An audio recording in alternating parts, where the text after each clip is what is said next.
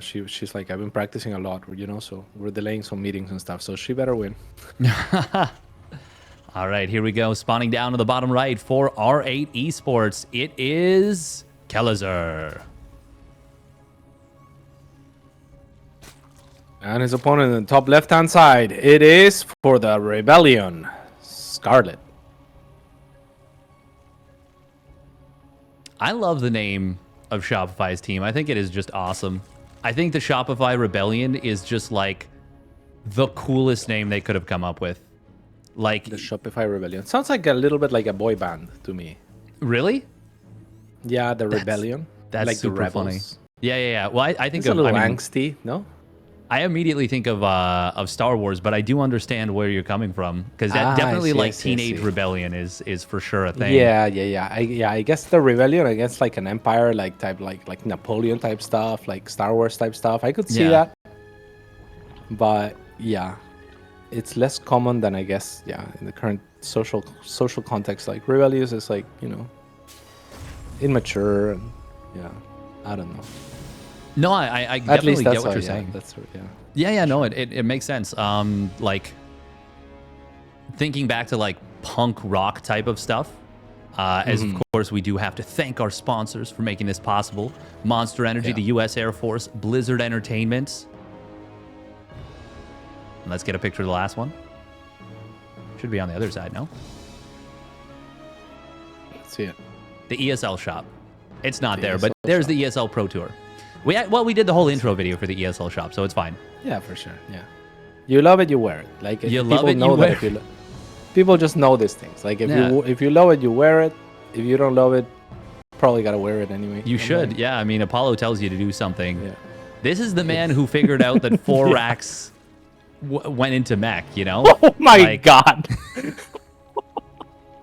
This callback doesn't have a right to be called back every time, but it happens so often. It always happens, over the years.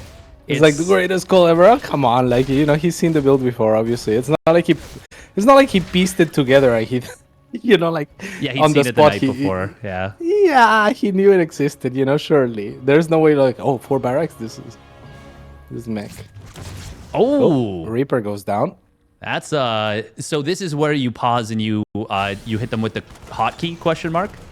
Yeah, that would be the play. That would be the play. That's a rough little loss for Kelazhur because he's going up against a 2-base Zerg right now, and you don't necessarily know what they're doing. Obviously, we know from our perspective that it is a 3rd hatchery behind this, and Scarlett just got, you know, a couple of quicker queens or a quicker 4th queen, really, because you obviously get 3 queens off of a normal play setup anyways. But Kelazhur is going to be a little bit blind for a little bit, and I don't think it's going to result in anything significant happening in the game, but at the very least, it might cause him to like keep the Hellions at home for a little bit longer, and he's got to be thinking, is my opponent doing something funky? Yeah, definitely should be. And I mean, it sucks to lose your Reaper, especially when you're like, you know, renowned as one of the best Reaper control players out there. So it's a tough one. It's, you know, your ego's got to take a break. And Kelazhur also going for a very greedy strategy behind it all. So, you know, like going into Banshee 3cc, kind of the classic, and gets the full scout Scarlett. Scarlett is the type of player that could look to punish too. Wouldn't put it past her if she decided to try to go for a punish here. I think the only punish you can kind of do against this is something like maybe a big some kind of a big Nidus play with like Queen Nidus, just because the potential that it's going to be Cloak Banshee is really high. As I say that, we actually don't have Cloak on the way, and it's going to be faster Engineering Bay. So Kelazhur actually going to take the fact that he was scouted and get even a little bit greedier than he was before. Scarlett did pump out a ton of links, so she wants to jump these Hellions. She's going to be able to find... Get him. I think she's going to get them all. Yeah. Oh, for good sure. Positioning from Kelazhur. Yeah, does make her bleed a little bit more. But yeah, all in all, Scarlett gets the cleanup. Kelazhur is going for a Raven, and Scarlett now going into a Lair. So yeah, things are looking like pretty stable for both players. Kelazhur needs to make the assessment that he can start his upgrade soon, while the Banshee continues to keep him safe. This is a really interesting setup from Kelazhur. He's made a lot of little subtle changes after being scouted right there, going for the double engineering bay before that second and third barracks, which is greedy. That is a little bit greedy. And of course, like I said, cutting the second Banshee, cutting Cloak, and instead going for the Raven. This is a neat little setup from Kelazhur, but I feel like Scarlett's start has been pretty solid, and more so than anything, off of the extra queen she got and, you know, just her brilliant mechanics to begin with, and the fact that all the Hellions went down, her creep spread is going to look scary in this game. Yeah, and of course, talk about signatures with the Reaper. Creep spread is Scarlett's signature. Yeah, always has been. Yeah, always has been. So let's see what you can do with that, as Kelazhur looking to try to mitigate for the effects of said creep spread with a quick Raven here. Not something that Terran players are known to do, but something that everyone who is not a Terran player has said that every Terran player should do for the last 14 years. Yeah, I mean, even beyond that, the fact that I know a lot of Terran fans were kind of pulling their hair out when Maru wasn't making a Raven versus Serral on Radhuset. That was one of those situations. He scanned so many times and just kept missing the Infestor every damn time. But that is nice to see that Diego is willing to mix in the Raven. It is difficult, though, to be able to actually keep the Zerg from already continuing to spread creep when they've started with such a big jump and such a nice queen count here. We are going to see where the medevacs are. The medevacs with this? He's got one medevac, but it is just now crossing the field. This isn't going to be able to do too much on the top side. So Scarlett, once again, she's just kind of continuing to flood the map with creep. And Kelazhur, I'm not a big fan of his position if he can't find something. You know, at least he's keeping the creep trimmed down a little bit, right? So it's not the worst thing in the world, I want to say. But yeah, Scarlett is definitely doing what she needs to transition and get up there. And the more I think about the Ravens as well, like, it's the problem with the Raven is just it's so difficult to make more of, right? Even if you open Raven, I think that's reasonable. But you know, if you're Maru and you are like, okay, I should make a Raven, then you need a starport with a tech lab. That's a starport that's not making medevacs. Then you're done making your Raven, and then what do? Do you make a second Raven? Surely not. It really screws up the macro cycle if you are starting to like mix around your tech labs in the late game. There's so many things to think about. And then your Raven dies, and what do? Do you switch again so that you can make another Raven? It's tough. Yeah. I mean, I don't know what the answer is for Terrans, but I can see the dilemma for sure. Oh, fungal. Oh, wow. We've already seen one big fungal today. Another one. No, this is way bigger than any we saw before. Diego getting caught with his pants down here. And yeah, Scarlett, I mean, capitalizing big time as she continues to spread the creep. I feel like getting caught with your pants down doesn't really do that one justice. It's like he got caught with his pants down, so she cut both of his arms off. Like, it was just, that was a ridiculous find for Scarlett. And that was insane. Oh man, Diego just hasn't really been able to do anything in this game. Scarlett kind of just jumped him with that one. That is going to be really difficult to recover from. He is going to need to turtle super hardcore, but I don't know if Scarlett's going to let him. Yeah, we were wondering about the shape and whether these players have been practicing, and it definitely looks like Scarlett has been. She is going to encroach one more time into this position. If she breaks this area, she can always go towards the fourth base. Could maybe set up a contain of sorts with the fungal, but Diego is actually making things hard for her on the other side of the map, as Scarlett will get rid of the medevac, and now only a few Marines stand. The Banelings should have an easy time cleaning up. But Diego kind of defends, right, and makes something happen on his end of things at least. Yeah, but he doesn't kill the hatchery. He doesn't, trim the creep back on that left side at all. Only gets 5 drones, and he does get fully cleaned up, so he doesn't get to keep her at home any further. Meanwhile, Scarlett, she is still going great guns. She's on 92 drones. She's got the Hive done. Ultralisk Cavern already has chitinous plating on the way. 1-2 upgrades are completing basically right now, and that Adrenal Glands is going to kick in. Scarlett can just start battering her opponent on this fourth base. Yeah, absolutely. A couple of fungals available as well. There are two big clumps of Marines, but Scarlett not really looking to capitalize as of yet. And yeah, I mean, at this point, she could very easily transition. She's going for Ultras. She could easily go Broodlords as well, given the position and the fact that she can push from this high ground onto this fourth base of Kelazhur, right? I think that Broodlords are stronger here than they would be if Kelazhur was expanding horizontally, for example. Yeah. But I will say I like what Scarlett is doing because of the advantage she's already carved out for herself. Yeah. Ultralisks, while they're a little bit less stable and your opponent can maybe make a big SimCity against them, make it difficult for them to get value. At the same time, Kelazhur is in such an uncomfortable position. Yeah. I don't think he can necessarily easily survive a big Ultra Smash. Yeah, that's a very good point. And not very many Marines or not very many Marauders or anything like that either. Yeah. Right? It's mostly Marines in the army of Kelazhur, so no ghosts either. Yeah, he will definitely struggle against Ultra Infestor. As here it comes. I mean, the Ravagers leading the charge is not what you want, but at least they get rid of the first tank in front. Now it is the Terran's opportunity or time to not be canceling those command centers. Fungal Growth only catching a couple of units, but another tank going to get Corrosive Bile down, and it has been tough to keep those tanks alive. We do have a few more of them going to get caught on their lonesome. Vipers, not even needing to use their Blinding Cloud because the Corrosive Biles will just take care of them. There are a couple Vipers in this army, and Scarlett is just running Kelazhur around at this point. Yeah, she keeps finding the tanks on the edge where she gets to, or where she gets to engage onto the tanks that are uncovered, and like that she removed like 3 or 4 of them already before the engagement even starts. Now she's comfortable taking the engagement, and even without the need to fungal anything, she takes it comfortably.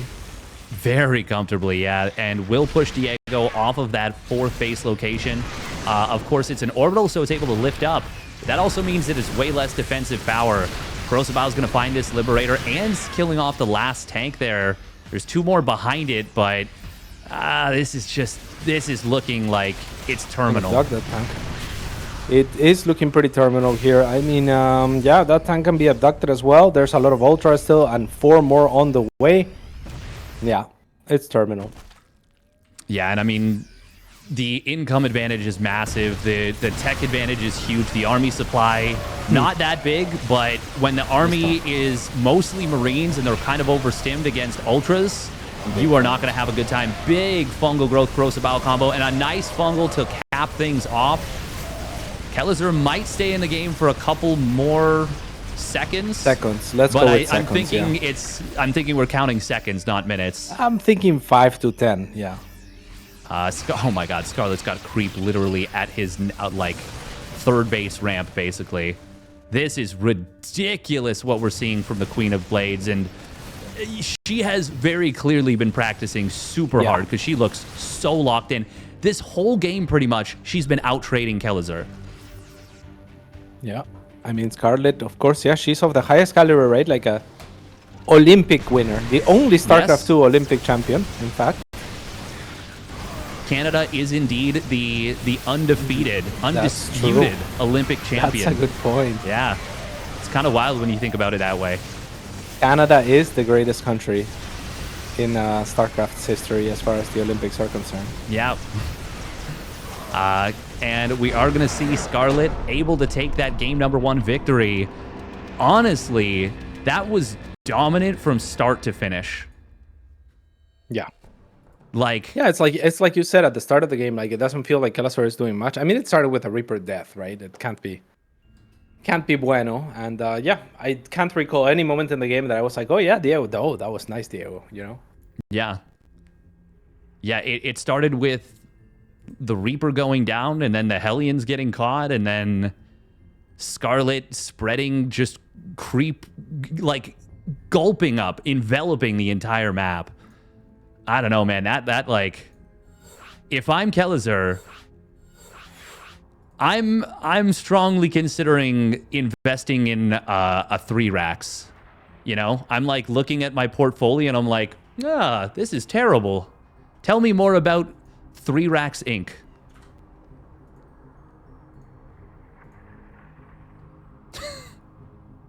For sure. I'm with you. I mean, like, Kelazhur, I was just checking like his record on a League against me is like insane. Like like much better against I fared better against Scarlett than Kelazhur. So when I think of Kelazhur, like to me, I get PTSD like in the matchup. I think he can definitely like bring it back, you know, like and take it to Scarlett. Like I think that we need a game as decisive in this game number 2 as we saw from Scarlett in game number 1, so that we go into a banger game number 3 where they're evenly matched and show the best gameplay that they have ever shown before. Proxy 2 racks, proxy 3 racks, or even a proxy 4 racks. Post Youth is one of those maps where it feels like you can definitely get under the Zerg's skin a little bit, but at the same time, I don't know. Scarlett just looked so good there. Like, maybe like 2 racks Reaper opening from Kelazhur. I don't know. What do you think? What do you think we'll see here? That. I could feel that. I could see that. I mean, I don't know if he'll do that, but like I would almost want to see it, right? Yeah. 28 years old is Kelazhur. Scarlett in her 30s, so Post Youth should favor Scarlett. Oh, very nice. I didn't know where you were going with that. Spawning up in the top right, though, he is going for something because he is going across the map with that first SEV, or one of the early ones. It is R8's Kelazhur. Diego Schwimmer. Schwimmer. And the bottom left-hand side, it is the Queen of Blades for the Shopify Rebellion. Scarlett. You were saying punk rock before we kind of like the game took us away to the death of a Reaper, and you were saying like punk. Oh, I like this. We're not gonna be able to discuss punk rock again, are we? Not at this rate. We'll put a pin in it for now. But this is single racks proxy racks Reaper. This is really interesting because obviously you're gonna have that in base. Oh my god. Oh my god! Not like this. It's okay. It's okay. Because you can't really accelerate any defense if you're Scarlett here. No. Like, if anything, this might be bad. Okay, here's a hot take. Here's an Apollo moment for you. Maybe this is bad because you can't really accelerate anything, but you can overreact. Yes. And yet what Kelazhur is doing is just probably one Reaper to, get it out there faster. So yeah, and it's still going to be a 1 racks expand at home behind this. And you've got that wall in. So something like this might not have been an option on basically any other map, but specifically on Post Youth, it is an option. And you don't really cut into your own economy, but give yourself the opportunity to get a lot of work done.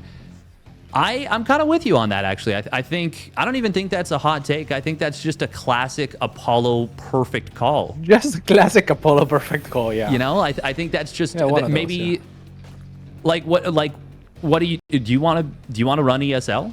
I could see your voice on the ESL shop videos. I wouldn't mind. I've tried before. They rejected me. Yeah. Oh. I've tried to run ESL. Oh. Drones pulling. Well, no. Yeah, come on. That was I was going to point out the positioning of the spawning pool, that it created a wall on the bottom side, but I was like, that'll never come up. I should have trusted my instincts and gone with that Apollo-esque, yes. Yeah, instinct to be like, make the call, talk about it. But Scarlett does do that a lot, yeah. Like the little positioning against the Reaper, she pays a lot of attention to that. Killing 1 drone is not remotely worth it for losing that Reaper, considering the fact that the barracks has a long ways to fly home. It's going to be Cyclone, an individual Cyclone. And that will provide the defensive utility and the ability to deny overlords from scouting. But it's also going to mean that the reactor is delayed. So any option to go for like Hellions, well, that's going to be slowed down a lot. And that means Scarlett gets to kind of just chill for a while. Yeah, also the tech lab and the tech for Kelazhur is going to be delayed. There is, of course, the drone killed and 6 links instead of making 4 links or something like that. So there's something there. It's not, the end of the world for Kelazhur, but certainly not what he was hoping for. Oh, don't do it. Don't do it, Diego. No, he's going to do it. He's going to do it. Don't you do it. He better. Oh my God. That would be such a Giga Chad move, but it'd be such a bad one. It would be like 330. You have to know that link speed can be on the way at that point. Like, for sure. Kelazhur's a smart cookie. He really is. We haven't even talked about what makes post-youth weird, by the way. Less drones, less SCVs, and you're still on 2-base saturation. There you go. You're caught up. Yeah. Yeah, that's about all you need to know.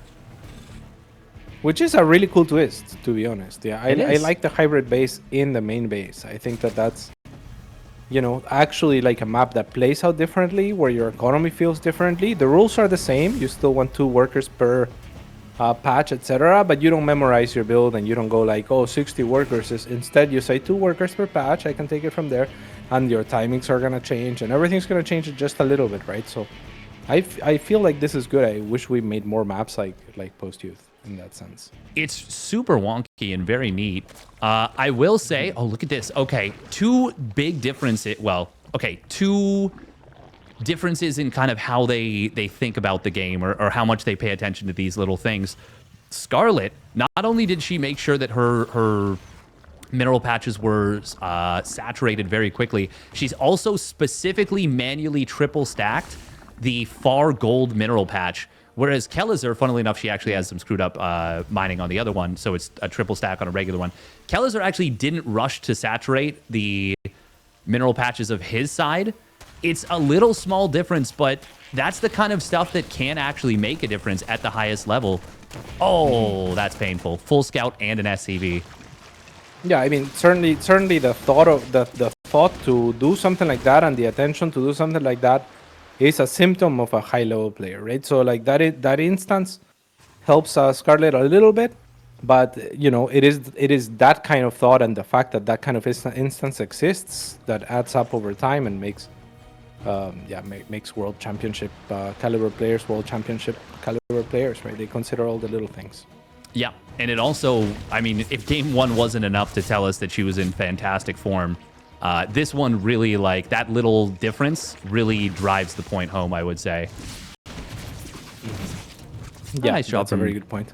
Diego grabs a drone right there, and once again, it is a cloakless Banshee, which is really not what I expected to have happen back-to-back, but it's going to be for a faster transition. It's kind of neat. Scarlett, once again, playing with these roaches to start things out. She is very clearly, at least from these 2 games that I'm seeing, she's fallen a little bit more into the, I didn't like that they removed that 5 HP from Baneling speed. I'm going to play roaches to get into a stable mid-game. And honestly, I respect it. Even if that's not necessarily 100% the case, it's definitely easier to get through the mid-game with just roaches as your backbone. Actually, hang on. She's on 65 drones. This might just be a... Hold the phone is what you meant to say. Hold the phone. She is making a lot of roaches indeed. But yeah, also, like, it's important to note that Serral, even before the Baneling nerfs and whatnot, was already popularizing the use of roaches in this matchup. The only issue is, like, when I talked to Clem about it, it's like, he was the only one that was doing it, because he was the only one that felt comfortable, seemingly, in the pro scene in the late game against Terran, right? So that's kind of the thing. It's like what Scarlett is doing here, I think, as you accurately point out, could be more of an attack or whatnot, or maybe she is confident in the late game, or she's confident against Kelazhur in the late game, right? Because roaches, a lot of the time, what they allow you to do is to survive, but then if you survive and the late game's bad for you, then what did you survive for? Yeah, if you survive but you suck against ghosts, it's like, oh, okay, exactly.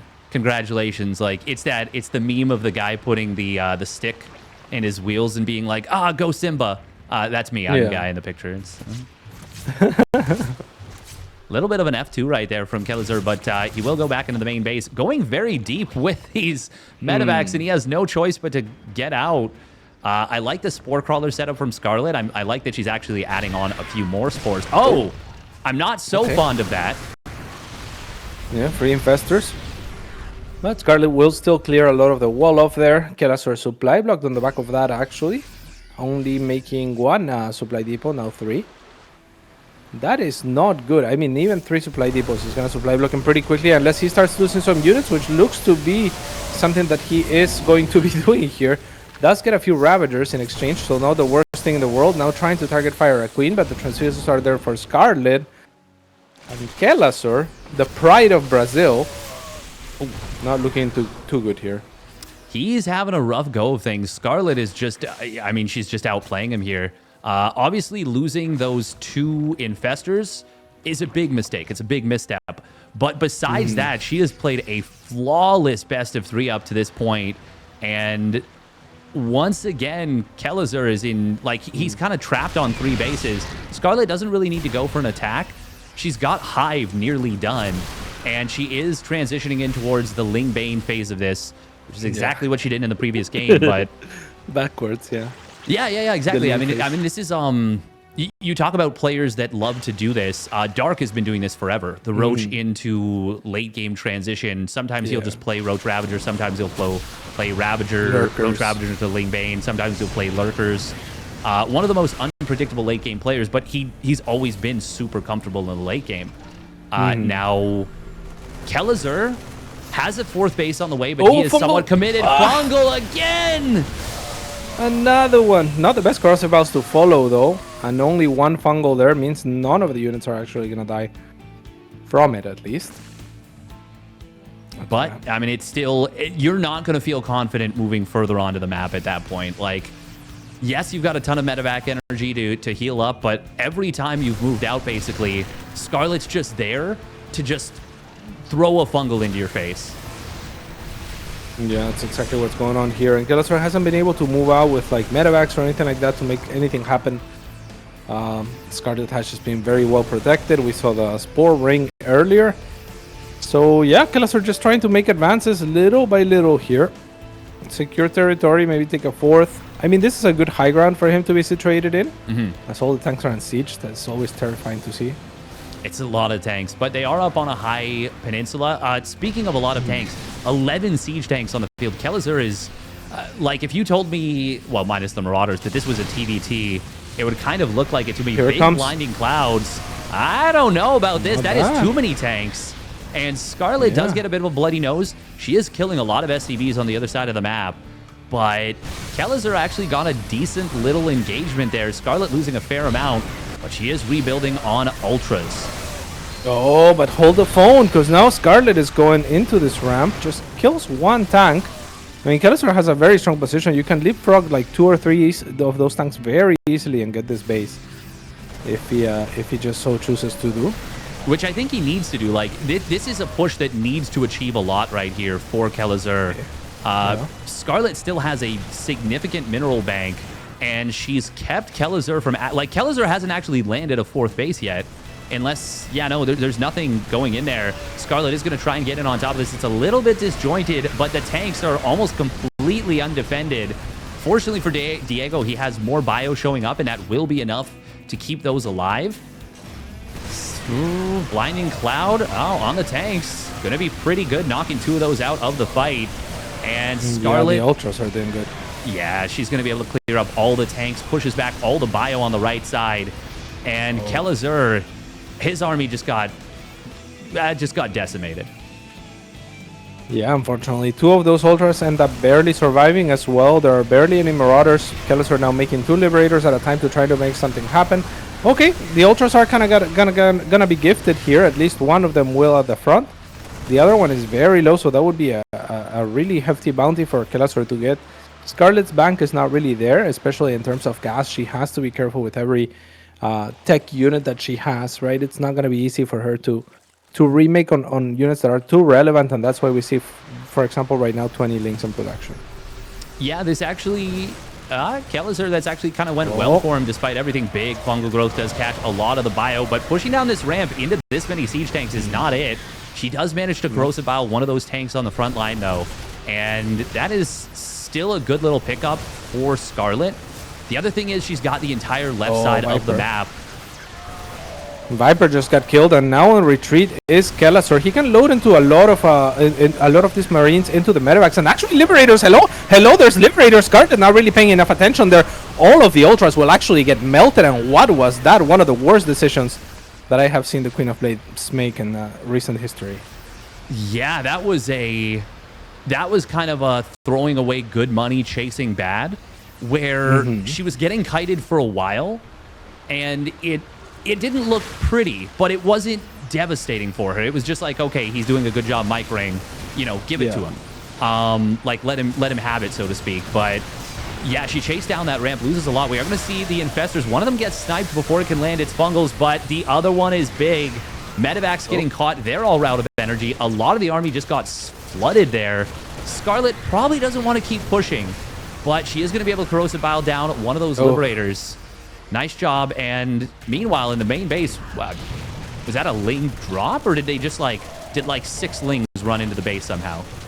I would think they just walked in. I mean, there's a Link here. He's pretty close to running in. It's a weird map in the sense that the layout, there's a lot of little entrances into things. Yeah, it's really bizarre. I like it though. It's cool. It's neat. It's neat. But Scarlett, I mean, Kelazhur started to make some headway on this map and has had some success, much more than in the previous game, that is for sure. But Scarlett still feels like she is in so much control of this game. She's going to finish up her burrow, her +3 carapace, denies that 5th base of Kelazhur. And Kelazhur's been able to keep kind of up for a while because of this gold base. Nice blinding cloud on the planetary, grabbing 2 siege tanks as well. There's a well-positioned tank on the high ground and a good liberator. But even with that planetary surviving, this is still so good for Scarlett, and she's going to be able to wipe out so many SCVs in the main and natural. And I think Kelazhur just can't compete economically anymore. He can't. 31 workers to 88 of Scarlett. That's a lot of workers on the purple side, or on the red side rather. Kelazhur gonna struggle, and even forcing out a scan, which is something that you should quite honestly always do with your last 3 or 4 circlings. It's just free money that your opponent has to use. And yeah, it looks awful. I mean, Kelazhur was mostly making Marines as well, and when the ultra count starts growing, they're just kind of useless, right? You need more liberators. Now making 2 Marauders at a time, but never really getting that count to where it feels like Kelazhur is convincingly pushing back Scarlett, outside of that one time that she kind of just run into the liberators with ultras. Yeah, I think she can probably chill out a little bit, but she's in such a good position that I don't even hate her just continuing to kind of trade even a little bit inefficiently. But as I say that, I was going to say, I saw the Lings on the mini-map, and I was like, those are GG Lings. And as soon as they get in, Kelazhur, who was honestly pretty dead and mostly hanging on by a thread, will finally throw in the towel. Scarlett, a fantastic showing from her in not just this match, but the entire group stage. I think the only map she actually dropped was one to M. Canning, of all people. But she is going to be... What do you mean, of all people? Could you elaborate on that? Well, I mean, you compare Scarlett or